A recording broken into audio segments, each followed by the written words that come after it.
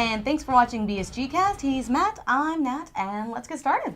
So, this episode was Faith, which was, the predictable coming to a head of a lot of the storyline. A lot of people seem to be very excited about this episode because the story progressed. It wasn't just about the characters this time. Yeah, we've really been enjoying, or not enjoying as the case may be, character arcs and story arcs. Personally, I haven't been enjoying it, but yeah.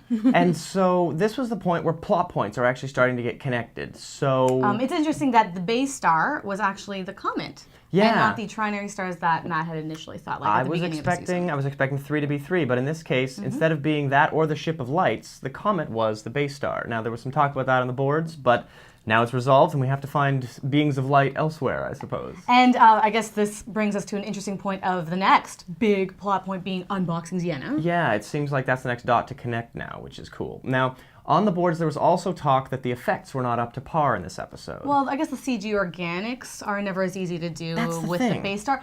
Honestly, I still thought it was pretty repulsive. I still find the idea of like the machine and the organic flesh just kind of gross to be disgusting. But and you know what? For me, I thought, it's always easier to do metals, and it goes without saying. Babylon 5's been doing it forever, and yeah, it's trickier when you ask a TV effects team to put together organic things. It's just harder to do. Let's just also say this TV effects team is fracking amazing. Yeah, Zoic is we're not amazing. saying anything bad about it. But time constraints are time constraints. Now, another thing that was mentioned was the idea that, hey, where'd that raptor come from? Isn't that convenient? If you look carefully in last week's episode, there was a raptor underneath the Demetrius, just sitting there on the underside. So it wasn't just invented for the episode. These 11 episodes have been one arc, according to Ronald D. Moore, and they thought about it. Don't worry. Well, anyway, let's get on to some giveaways from Alienware. Yes.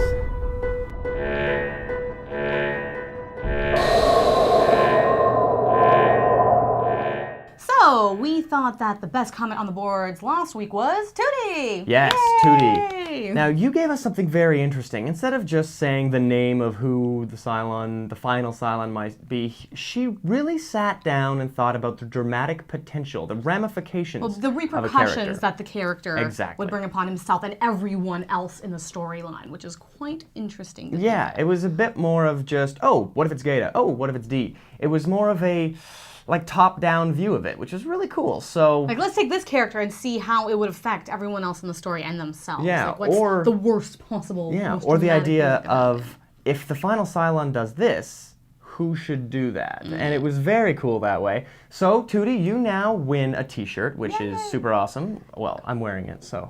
Very nice. I think it's pretty super awesome. And on top of that, you get a chance to win the Ozma7 Headphones. In just 3 more BSGcasts, people. That's 3 more. Exciting. Yes, very exciting. And of course, a kick at the ridiculously huge grand prize Alienware that we will be announcing in less than a month. Yeah, which is pretty crazy. That's pretty exciting. Speaking of exciting, let's move on to the episode itself. All right, so Laura Roslin, a sympathetic character again. And that was good to see. Incredibly, weakness, so much weakness and bald. with her. Bald. Yeah, that was quite shocking. Not a bad bald cap. You could tell she didn't get rid of her hair because she needs it for flashbacks and moments on ferries and things like that. But the cool thing for me was the fact that we had Ronald D. Moore using an amazing actress from Deep Space Nine. We had Nana Visitor in this episode, and wow, two great actors. They played off of each other very scenes. well, very compelling, emotional, and actually Emily, I guess that was the character's name, brings an interesting idea into the whole storyline with the fairy. And moving on into the afterlife. And something that you guys pointed out, which we found quite interesting, were the numbers on the fairy. The fact that 9, 10, 11, and 12 were running up the bow of the ship. And this brings about a lot of interesting things that we're going to have to mention later, but was 7 below the waterline? What do you think? Because those are the final Cylon numbers. Very, very cool.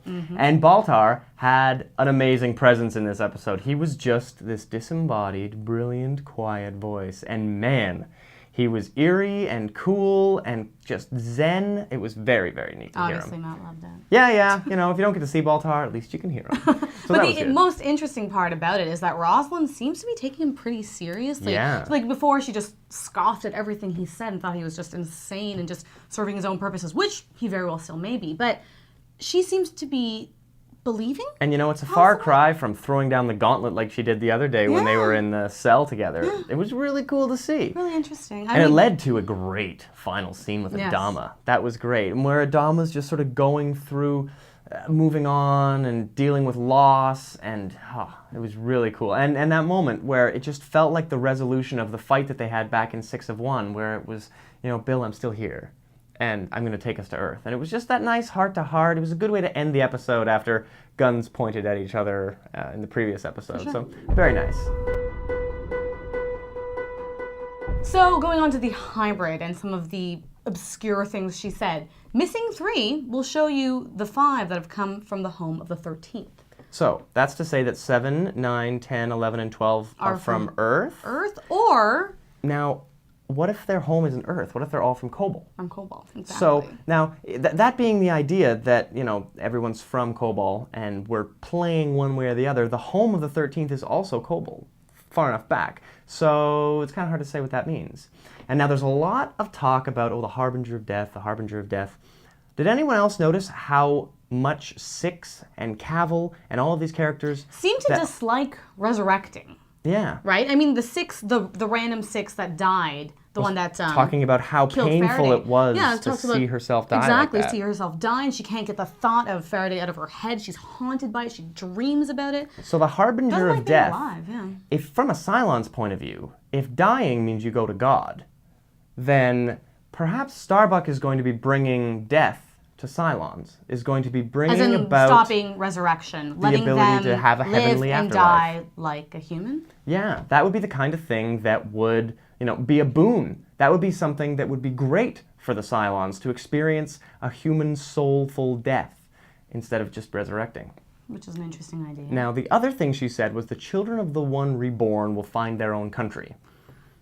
To me, country is a strange term. That doesn't mean planet to me. It also doesn't really mean a physical country either. To me, I think she's probably talking about some kind of boundless space, some kind of heavenly afterlife. I think she's talking about heaven. That's my idea. The idea that she will bring people, she will bring Cylons, she will bring them all to this heavenly place. And it's the place that Baltar's talking to. And it's the ferry with the numbers of the final 4 Cylons that take you there. So I think that's all very interesting.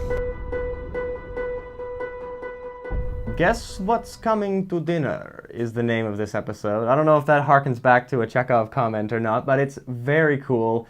And we get to see where Hera's been. Yeah, It seems to be a very Hera-heavy episode, which is cool. Yeah, and they are doing a little bit of a soap opera convention. You don't look at Hera for a couple of episodes straight, and then you quickly age her a year or 2 older than she ought to be. Yeah, but babies grow up really fast, too, if you know about babies. Yeah, but, she's a year and a half right now, and it seems that she's a little older than that. But... you know what? It does the job. The girl needs to draw in a book. And you need a baby that would be able to act and exactly. stuff like that. So beyond that, in the preview we saw the hybrid is still lolling around in the tank. Which is interesting. Yeah, means that disconnecting her didn't kill her. But who's there to listen to her? Yeah. Well, I guess they all are, right? Yeah. They could still be listening to her just because she's not sending the ship around. Yeah. Who knows? And on top of that, commentary tracks are back. Mm-hmm. How about that? So you can listen to the producers, it says, but I'm sure it's Ronald D. Moore as usual. But we've got some catching up to do. They're all out of order if you subscribe on iTunes, so you got to listen in the proper order now. But they're there. We've got stuff to listen to between now and next week. It'll be interesting to see next week, absolutely. I mean, it's no surprise that the baby's going to be a little freaky. And it's no surprise that the baby's finally doing something. That's exciting. Right. That's exciting. So, guys, we'll see you next week and catch up on the podcasts, because there might be some more fun stuff in there, too.